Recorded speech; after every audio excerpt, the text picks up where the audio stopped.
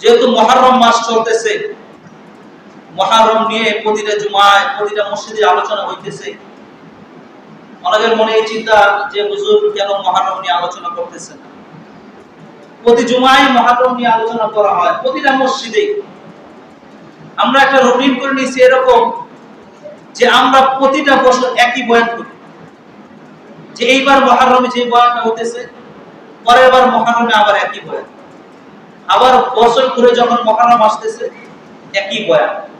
তো এটার দ্বারা কি হয়? এটার দ্বারা সমাজে যে সমস্ত লোকরা আছে তারা নতুন ভাবে নতুন করে কোনো কিছু শিখতে পারে না। যে নিয়ম নীতিটা আমাদের পরিত্যাজ্য করা দরকার। কথা বুঝতে পারছেন? তো গত মুহররমে যেহেতু আমি ছিলাম না, মুহররমের আর পর থেকে আসছি, মুহররম নিয়ে কিছু আলোচনা করা দরকার।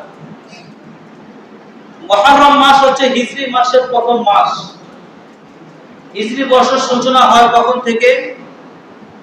রাসূল সাল্লাল্লাহু আলাইহি ওয়াসাল্লাম যখন মক্কার মাঝে ব্যাপকভাবে দাওয়াতি কাজ দেওয়া শুরু করলেন, দাওয়াতি কাজ আরম্ভ করলেন, মক্কার কাফেররা পাড়ায় পাড়ায় মিটিং করা শুরু করলো যে মুহাম্মদকে কিভাবে থামানো যায়। তারা একবার মক্কার সবচেয়ে বড় কবি, সবচেয়ে বড় সাহিত্যিক, ওনাকে মুহাম্মদ সাল্লাল্লাহু আলাইহি ওয়াসাল্লামের কাছে পাঠালেন।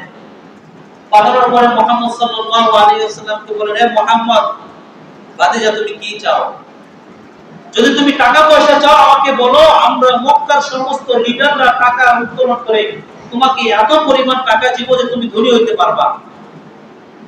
যদি তুমি কোন সুন্দরী নারীর তালাশে থাকো তাহলে আমাদেরকে বলো কোন নারীটা তোমার কাছে সবচেয়ে বেশি প্রিয়, কোন নারীটা তোমার কাছে সুন্দরী মনে হয়, আমরা সেই নারীকে তোমার জন্য নিয়ে আসবো। যদি তুমি নেতৃত্ব চাও তাহলে আমাদেরকে বলো, আমরা মক্কার লিডাররা তোমাকে নেতা হিসেবে গ্রহণ করব। তারপরেও তুমি যেই এক আল্লাহর দিকে ডাকাডাকি করো, সেই এক আল্লাহর দিকে ডাকা থেকে বিরত থাকো। যে ব্যক্তি মুহাম্মদ সাল্লাল্লাহু আলাইহি ওয়াসাল্লামকে দাওয়াত দিতে গেছেন তিনি হচ্ছেন মক্কার সবচেয়ে বড় সাহিত্যিক, মক্কার বড় বড় লিডার পার্সনের মধ্যে থেকে একজন। ওনার ভাষণ শেষ হওয়ার পর উনি নবী সাল্লাল্লাহু আলাইহি ওয়াসাল্লাম ওনাকে বললেন, চাচা আপনার কথা শেষ? বলেন, হ্যাঁ আমার কথা শেষ। তাহলে আমি আপনাকে কিছু বলি, আপনি শুনেন। নবীজি সাল্লাল্লাহু আলাইহি ওয়াসাল্লাম সূরা কাহফের শেষ আয়াতটাকে বলা শুরু করলেন, কুল ইন্নামা আনা বাশারুম মিসলুকুম ইউহা ইলাইয়া আন্নামা ইলাহুকুম ইলাহুন ওয়াহিদ ফামান কানা ইয়ারজু লিকাআ রাব্বিহি ফালইআমাল আমালান সালিহান। রাসূল সাল্লাল্লাহু আলাইহি ওয়াসাল্লাম তাকে বললেন, আমার আল্লাহ আমাকে বলেছেন আপনি তাদেরকে বলে দিন, ইন্নামা আনা বাশার, আমি তো তোমাদের মতোই মানুষ, তবে আমার কাছে ওহী আসে আর তোমাদের কাছে ওহী আসে না। এটাই তোমাদের মাঝে এবং আমার মাঝে পার্থক্য। তো উনি আসলেন মহানবী সাল্লাল্লাহু আলাইহি ওয়াসাল্লামকে দ্বীনের দাওয়াত থেকে বিরত থাকার জন্য। কিন্তু রাসূল সাল্লাল্লাহু আলাইহি ওয়াসাল্লামের এই বাণী শুনে ওনার অন্তরের ভিতরে এমন ভাবে আঘাত লাগলো, সাথে সাথে মক্কা লিডারদের কাছে চলে গেছেন। যাওয়ার পর আবু জাহেল আবু লাহাবকে বলতেছেন যে কার কাছে পাঠাইছো? যে পৃথিবীর বড় বড় সাহিত্যিকের দরবারে আমি গেছি, সাহিত্যিকের সাথে উঠা বসা আমি করছি, কিন্তু মুহাম্মদ যে কথা বলে কোন সাহিত্যিকের মুখ থেকে আমি এই কথা শুনিনি। মুহাম্মদ যে কথা বলে কোন জ্যোতিষীবিদের মুখ থেকে আমি কোনদিন এই কথা শুনি নাই। মুহাম্মদ কোন কবি হইতে পারে না, মুহাম্মদ কোন জ্যোতিষীবিদ হইতে পারে না। মুহাম্মদ যা বলে আমি মনে প্রাণে বিশ্বাস করি যে মুহাম্মদ যা বলে এটা সত্য কথা। এশিয়ার ইতিহাস থেকে আমরা জানতে পারি তার কিছুদিন পরেই সে মুসলমান হয়ে যায়। তারপরে মক্কার কাফেররা আবার মিটিং এর মধ্যে বসলো যে আমাদের এত বড় একজন সাহিত্যিক মুহাম্মদ সাল্লাল্লাহু আলাইহি ওয়াসাল্লামের কাছে গিয়ে যেহেতু মুসলমান হয়ে গেছে, এখন সরাসরি মুহাম্মদের কাছে কাউকে পাঠানো যাবে না। কারণ মুহাম্মদের কাছে যদি কাউকে পাঠানো হয়, মুহাম্মদের কথার তাসিরে ওই ব্যক্তির অন্তরের ভিতরে ইসলাম গেঁথে যায়। তো সরাসরি মুহাম্মদের দরবারে কাউকে পাঠানো যাবে না। এমন অবস্থায় হজের মৌসুম চলে আসছে। মক্কায় মানুষরা যেই রাস্তা দিয়ে প্রবেশ করবে, মক্কার লিডাররা ওই রাস্তার ভিতরে দুইজন মানুষকে দাঁড় করিয়ে দিলেন। তারা কি করবে? তারা ওই রাস্তা দিয়ে যেই ব্যক্তি প্রবেশ করবে ওই ব্যক্তিকে বলবে, এই শোনো, মক্কার ভিতরে একজন মানুষ আছে, ওই মানুষটি পাগল, তার নাম হচ্ছে মুহাম্মদ। তোমরা যদি কেউ ওই ব্যক্তির সাথে যাও, ওই ব্যক্তির সাথে বসো, ওই ব্যক্তির সাথে কথা বলো, তাহলে 2-3 মিনিটের মধ্যে তুমি তোমার বাপ দাদার ধর্ম ছেড়ে দিবে। এভাবে যারাই মক্কার ভিতরে প্রবেশ করতেছে তাদেরকে ভয় দেখাইতেছে যেন কেউ মুহাম্মাদের কাছে না আসে। তারা বলতেছে যে এই মক্কার ভিতরে একজন পাগল মানুষ আছে, একজন কবি মানুষ আছে। আল্লাহ পাক রব্বুল আলামিন আয়াত নাযিল করলেন, ওয়ামা হুয়া বিকাউলি শাইর, হে নবী আপনি তো কবি না, আপনি আমার নবী, আপনি তো কোনো কবি না। সাহাবায়ে কেরামদেরকে আল্লাহ তাআলা জানাই দিয়েছেন, ওয়ামা সাহিবুকুম বিমাজনুন, আরে তোমাদের সাথী, তোমাদের নবী তো পাগল না। যদিও মক্কার কাফেররা তাকে পাগল বলে, তিনি পাগল নন। সূরা কাহামের মধ্যে আল্লাহ বলেছেন, ওয়ামা আনতা বিমাজনুন, হে নবী আপনি তো পাগল না। এগুলোর দ্বারা আল্লাহ তাআলা নবী সাল্লাল্লাহু আলাইহি ওয়াসাল্লামকে সান্ত্বনা দিয়েছেন। তো মক্কার কাফেররা রাস্তার মধ্যে দুইজন লোক দাঁড় করে দিয়েছে, যারা বাহির থেকে আসে তাদেরকে আগেই জানায় দেয় যে মুহাম্মদের দরবারে তোমরা যাও না, মুহাম্মদের কথা তোমরা শুনো না, মুহাম্মদ তোমাদেরকে যা বলে তোমরা মুহাম্মদকে পাত্তা না দিয়ে দূরে সরে যাও। কিন্তু পরিণাম কি হয়েছে? মানুষ জানতে পেরেছে যে মুহাম্মদ নামে একজন ব্যক্তি এখানে আছে, কেমন যেন তার কথার ভিতরে মিষ্টতা রয়েছে, তার কথার মধ্যে কি যেন একটা তাসির রয়েছে। তারা চাইছে মানুষদেরকে মুহাম্মদ সাল্লাল্লাহু আলাইহি ওয়াসাল্লাম থেকে দূর করতে। আল্লাহ তাআলা তাদের এই প্ল্যানের মাধ্যমে মানুষদেরকে মুহাম্মদ সাল্লাল্লাহু আলাইহি ওয়াসাল্লামের নিকটে নিয়ে আসে। সুবহানাল্লাহ। কি হয়েছে? মানুষেরা হজ করতে আসে, এই হজ আসার পরে দলে দলে মানুষের রাসূল সাল্লাল্লাহু আলাইহি ওয়াসাল্লামের দরবারে আসেন এবং তারা ইসলাম গ্রহণ করেছে। আকাবায়ে উলা, আকাবায়ে সানিয়া, মানে বড় বড় দুইটা দল রাসূল সাল্লাল্লাহু আলাইহি ওয়াসাল্লামের দরবারে আসেন এই মৌসুমে এবং তারা ইসলাম গ্রহণ করেছে। মক্কার কাফেররা যখন দেখলো যে আমরা যেটাই করি সেটাই মুহাম্মদের জন্য ভালো হয়, আমরা যেটাই করি সেটাই দ্বীনের জন্য ভালো হয়, আমরা যেটাই করি সেটা ইসলামের জন্য ভালো হয়, আরে ভালো হবেই না কেন?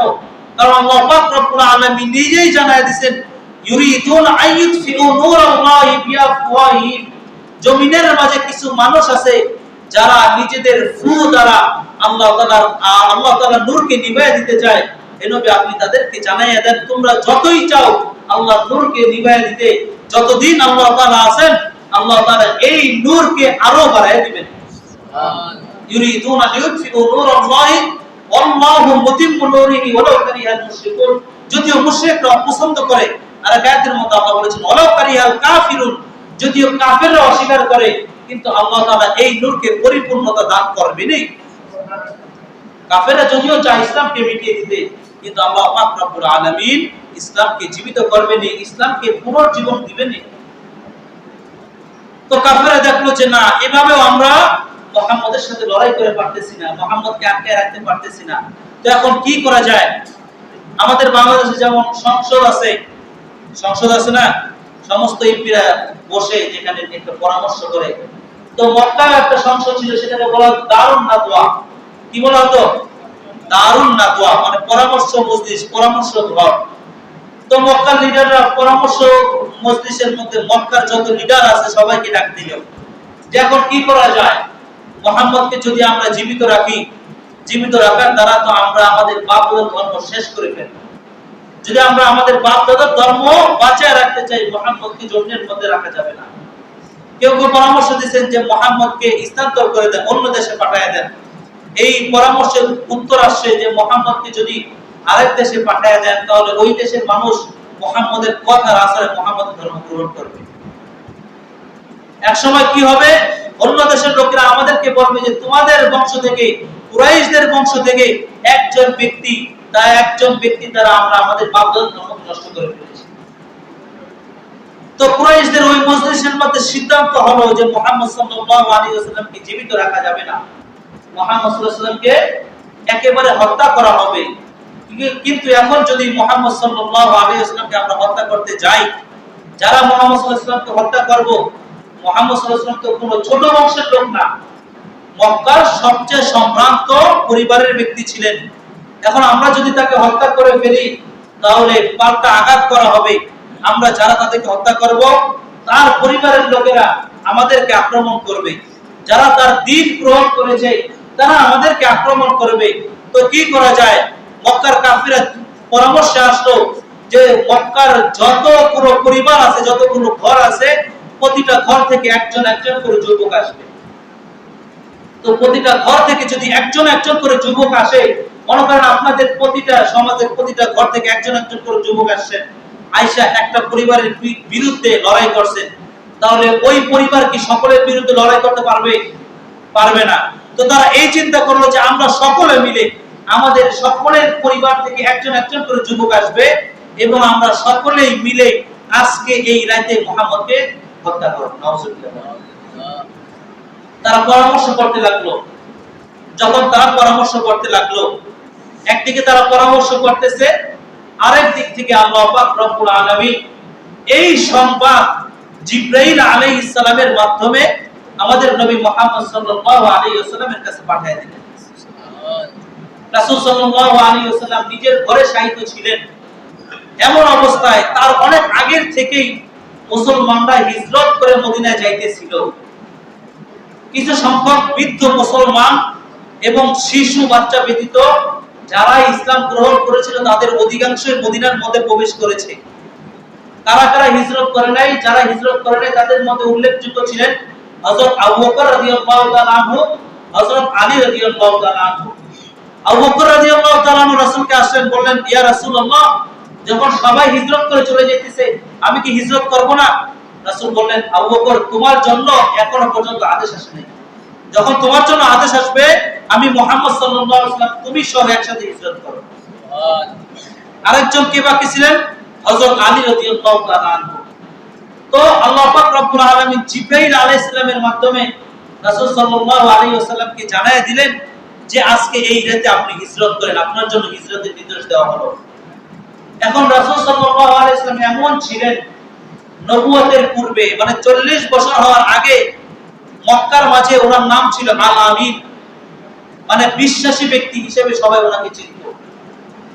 মক্কার কাফেররা রাসূল সাল্লাল্লাহু আলাইহি ওয়াসাল্লামের কাছে বিভিন্ন জিনিস আমানত রাখত। এখন এই আমানতগুলো মক্কার লোকদের কাছে পৌঁছে দেওয়া দরকার আছে না নাই? কথা বলেন, আছে না নাই? এই আমানতগুলো যেন মক্কার কাফেরদের কাছে সঠিকভাবে পৌঁছে দেওয়া যায়, এজন্যই রাসূল সাল্লাল্লাহু আলাইহি ওয়াসাল্লাম আলী রাদিয়াল্লাহু তাআলা আনহুকে নিজের কামরার মাঝে রাখলেন। দেখেন আলী রাদিয়াল্লাহু তাআলা আনহু কেমন ছিলেন। উনি জানেন যে ওনার ঘরের বাহিরে মক্কার প্রতিটা পরিবার থেকে একজন একজন করে যুবক দাঁড়ায় আছে। আজকে রাতে কি হইতে পারে কোনো জানা নাই। এমনও হইতে পারে আজকে এই রাতে আলী রাদিয়াল্লাহু তাআলা আনহু মারা যেতে পারেন। কিন্তু রাসূলকে একবারও বলেন নাই যে আপনার এই বিছানায় যদি আমি শুয়ে থাকি, আপনাকে মনে করে তো মক্কার কাফিররা আমাকে মেরে দিতে পারে। বলছেন এই কথা? রাসূল যেভাবে থাকতে বলছেন ঠিক ওইভাবে ওই ঘরের মাঝে ওই বিছানার মধ্যে শায়িত ছিলেন। অপরদিকে আল্লাহ পাক রব্বুল আলামিন আয়াত নাযিল করলেন, ওয়াজআলনা মিন বাইনি আইদিহিম সাদ্দান ওয়া মিন খালফিহিম সাদ্দান, সূরা ইয়াসিনের আয়াত, ওয়া মিন খালফিহিম সাদ্দান ফাগশাইনাহুম ফাহুম লা ইউবসিরুন। এই আয়াত পড়ে নবী সাল্লাল্লাহু আলাইহি ওয়াসাল্লাম হাতে এক মুষ্টি বালু নিলেন, বালুর ভিতরে ফুৎকার দিলেন। আল্লাহ পাক রব্বুল আলামিন যারা বাহিরে দাঁড়ানো ছিল তাদের চোখের সামনে একটা পর্দা ফেলায় দিলেন। রাসূল সাল্লাল্লাহু আলাইহি ওয়াসাল্লাম যে তাদের চোখের সামনে দিয়ে অতিবাহিত হলেন, তারা কেউ রাসূল সাল্লাল্লাহু আলাইহি ওয়াসাল্লামকে দেখতে পারেননি। রাসূল সাল্লাল্লাহু আলাইহি ওয়াসাল্লাম আবু বকর রাদিয়াল্লাহু তাআলা ঘরের মধ্যে গেছেন। আবু বকর রাদিয়াল্লাহু তাআলা ঘরের ভিতরে ঢোকা দেওয়ার সাথে সাথে আবু বকর রাদিয়াল্লাহু তাআলা দরজা খুলে হাজির। নবীজি জিজ্ঞেস করলেন, আবু বকর তুমি কি রাতে ঘুমাও নাই? আবু বকর বলেন, নবীজি যেদিন আপনি বলেছেন যে আমার ব্যাপারে এখনো আদেশ আসে নাই, আপনি আমাকে নিয়ে একসাথে হিজরত করবেন, ওই রাত থেকে এখন পর্যন্ত আমি আবু বকর ঘুমাই নাই। কেন ঘুমাই নাই? যদি আমি আবু বকর ঘুমাই আর আপনি আমার দরজার ভিতরে এসে আঘাত করেন আর আমার দরজা খুলতে দেরি হয়, এই দেরি হওয়ার ভিতরে যদি মক্কার কাফেররা আপনার উপর আক্রমণ করে, আমি আবু বকর আমার নিজেকে ক্ষমা করব কিভাবে? ওনাদের ঈমান আর আমাদের ঈমান। আমার নিজেদের থেকে বলতেছি এই কথাগুলো। ইতিহাসের বড় বড় কিতাব যেগুলো 19 খন্ড 20 খন্ডে বানানো হয়েছে, আল বিদায়া ওয়ান নিহায়া, পরে আপনার সিরাতুস সাহাবা, আর রাহিকুল মাকতুম, বড় বড় ইতিহাসের কিতাব যেগুলো আছে, ওগুলো যদি দেখেন, ওগুলোতে আরো বিস্তারিত পাবেন এই ঘটনা, এই riwayatগুলো। তো নবীজি সাল্লাল্লাহু আলাইহি ওয়াসাল্লাম আবু বকর রাদিয়াল্লাহু তাআলা সহ ওই রাতে হিজরত করলেন। হিজরত করে মক্কা থেকে মাতৃভূমি ছেড়ে মদিনার দিকে রওনা দিলেন। মক্কার কাফেররা কিছুক্ষণ পরে ঘরের ভিতরে প্রবেশ করলো। ঘরের ভিতরে প্রবেশ করার পরে তারা বলল, আগে আমরা দেখি যে মুহাম্মদ আছে নাকি অন্য কেউ আছে, মুহাম্মদ শাহিদ নাকি অন্য কেউ শাহিদ। দেখেন কে বাঁচাই দিয়েছেন, এটা আল্লাহ বাঁচাই দিয়েছেন। দেখেন একজন চোর যখন ধরা পড়ে তখন কেউ কারো পরামর্শ শুনে, কথা বলেন, কেউ কারো পরামর্শ শুনে বা আগে পিটাই তারপরে কথা, বুঝলেন কথাটা? এত জন মানুষ দাঁড়ায় আছেন হত্যা করার জন্য, ওই সময়ও তাদের চিন্তা আসতো যে আগে দেখি যে মুহাম্মদ নাকি অন্য কেউ। যখন কম্বল উঠাইছেন দেখা যায় আলী রাদিয়াল্লাহু তাআলা শাহিদ হয়েছেন। সাথে সাথে খবর চলে গেল আবু জাহেলের কাছে, আবু লাহাবের কাছে, উতবা সাহেবের কাছে, মক্কার লিডারদের কাছে। তারা বলল যে মুহাম্মদ সাল্লাল্লাহু আলাইহি ওয়াসাল্লামকে যে ব্যক্তি ধরে আনতে পারবে ওই ব্যক্তিকে 100 উট উপহার দেওয়া হবে। কয়শত উট? 100 উট। এখন তো আমাদের মেধা শক্তি কম।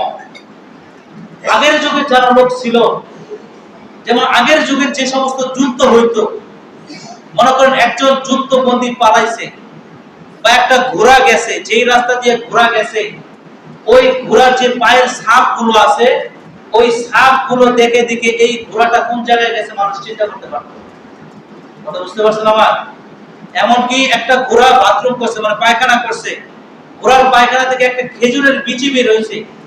এই খেজুরের বিচিটা মদিনার খেজুর নাকি ইরাকের খেজুর নাকি ইরানের খেজুর নাকি মক্কার খেজুর, মক্কার কাফের এটা চিন্তা, এটা মানে এই খেজুরটার বিচিটা দেখে তারা এটা বুঝতে পারত। তাদের মেধা শক্তি এত পরিমাণ ছিল। তো নবীজি সাল্লাল্লাহু আলাইহি ওয়াসাল্লাম আবু বকরের ঘরে গেছেন, আবু বকর রাদিয়াল্লাহু তাআলা সহ একসাথে গেছেন। এখন ঘোষণা হয়েছে যে ব্যক্তি মুহাম্মদ সাল্লাল্লাহু আলাইহি ওয়াসাল্লামকে ধরে আনতে পারবে, কল্লা মানে মাথা উপস্থিত করতে পারবে, তাকে 100 উট উপহার দেওয়া হবে। এখন মক্কার কাফেররা রাসূল সাল্লাল্লাহু আলাইহি ওয়াসাল্লামের পায়ের ঘোড়ার যে ঘোড়া ছিল ঘোড়ার চিহ্ন দেখে খোঁজা শুরু করছে। ঘোড়ার চিহ্ন দেখে খোঁজা শুরু করে এমন অবস্থা হয়েছে রাসূল সাল্লাল্লাহু আলাইহি ওয়াসাল্লাম যে গুহার ভিতরে আশ্রয় নিয়েছিলেন সেই গুহার উপরে চলে গেছে। যেমন সূরা তাওবার ভিতরে আল্লাহ তাআলা বলেছেন, লা তাহজান ইন্নাল্লাহা মা'ানা, হে নবী আপনি ভয় পায়েন না, হে নবী আপনি ভয় পায়েন না, ইন্নাল্লাহা মা'ানা, নিশ্চয়ই আল্লাহ তাআলা আপনাদের সাথে আছেন। এটা কখন বলছেন?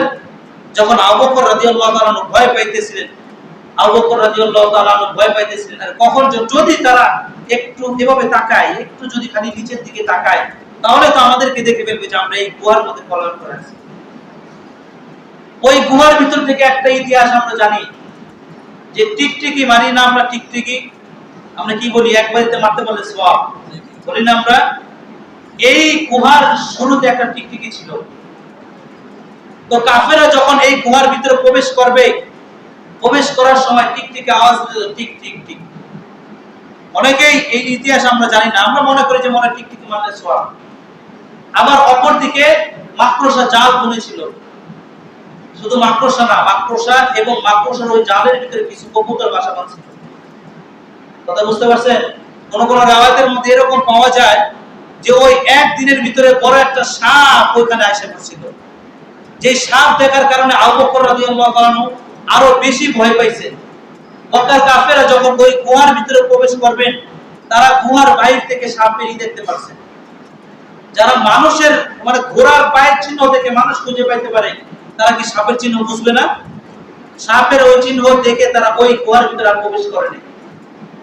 অপরদিকে একটু মানুষের আওয়াজ পাইতেছেন গুহা থেকে আবু বকর রাদিয়াল্লাহু তাআলা, অপরদিকে আবার ওই সাপেরই দেখতেছেন। আবু বকর রাদিয়াল্লাহু তাআলা ভয়ে শেষ। রাসূল জানালেন, লা তাখাফ, ভয় পেও না, ইন্নাল্লাহা মা'ানা, নিশ্চয়ই আমরা দুইজন যে এই গুহার মধ্যে আছি আল্লাহ তাআলা আমাদের সাথে এখানে আছেন। তো আল্লাহ পাক রব্বুল আলামিন কাফেররা রাসূল সাল্লাল্লাহু আলাইহি ওয়াসাল্লামের নিকটবর্তী হয়ে গিয়েছিলেন, কিন্তু সেখান থেকেও আল্লাহ পাক রব্বুল আলামিন রাসূল সাল্লাল্লাহু আলাইহি ওয়াসাল্লামকে বাঁচিয়ে দিয়েছেন। তারপর রাসূল সাল্লাল্লাহু আলাইহি ওয়াসাল্লাম সেখান থেকে উঠছেন। ও সেই গুহার মধ্যে রাসূল সাল্লাল্লাহু আলাইহি ওয়াসাল্লাম ছিলেন। ওই গুহার মধ্যে রাসূল সাল্লাল্লাহু আলাইহি ওয়াসাল্লাম থাকা অবস্থায় রাসূল সাল্লাল্লাহু আলাইহি ওয়াসাল্লামকে খাবার পৌঁছাতেন কে? রাসূল সাল্লাল্লাহু আলাইহি ওয়াসাল্লামকে খাবার পৌঁছে দিতেন হযরত আবু বকর রাদিয়াল্লাহু তাআলা আনহুর বড় মেয়ে হযরত আসমা রাদিয়াল্লাহু তাআলা আনহা। কে? হযরত আসমা রাদিয়াল্লাহু তাআলা আনহু, যিনি হযরত আয়েশা রাদিয়াল্লাহু তাআলা আমার বড় বোন।